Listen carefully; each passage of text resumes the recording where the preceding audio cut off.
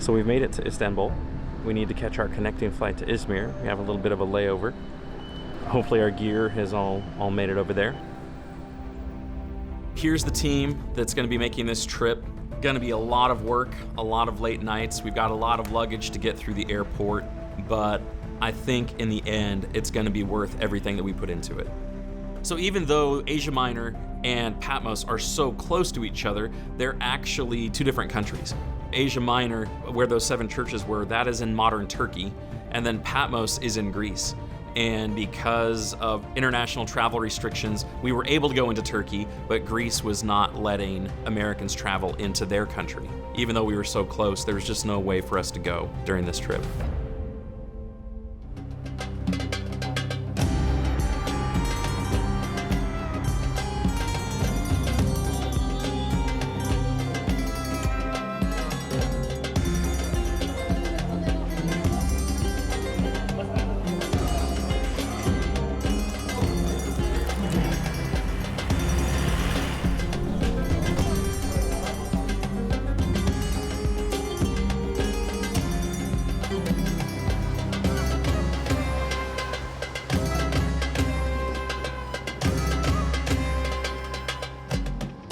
When visiting with Farrell, he mentioned a friend of his that he's known for a while who lives in Turkey.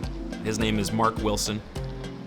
Mark has been there for about 15 years, living there with his wife, and I think he is going to be the right man for the job, leading us around to the sites of the 7 churches. As we talk about John himself, we're told that he is the companion and the sharer of the sufferings of these Christians here in the 7 churches. And so this is the very reason now that he is no longer with them as a leader. So he's been separated from them, put on the island of Patmos. And so you can feel the pastor's heart in John, as he's writing to them. And from the island of Patmos on a clear day, you can actually see the coast of Asia Minor.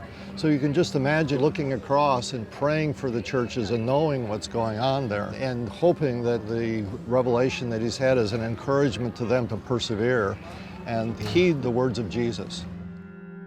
Jesus acknowledges the fact that John is someone who has been a faithful witness, and then Jesus identifies himself as a faithful witness. And then through the course of Revelation, John and Jesus are communicating to others, trying to encourage them to be faithful witnesses. I feel like we got a little sense of what that would have been like, not to the degree that John felt, but we were right there and we'd made this trip and we were so close yet so far away. I think John would have felt that magnified.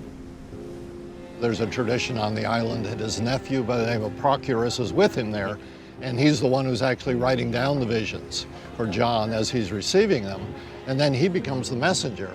So he comes by ship, arriving in Ephesus, and then makes the circuit, going to the 7 churches. It follows a natural road that we know about that existed in the 1st century. I'm Craig. And I'm Stu, and we're the founders of Appian Media. We really hope that you've enjoyed the content that you've just seen.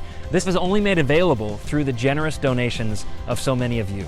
We believe that the world should have biblically accurate, visually engaging content about the Bible, and it should be free for everyone. We would encourage you to visit the membership page of appianmedia.org and consider becoming a reoccurring member. Everything that you donate to Appian Media is tax deductible. However you decide to donate, we really appreciate your support.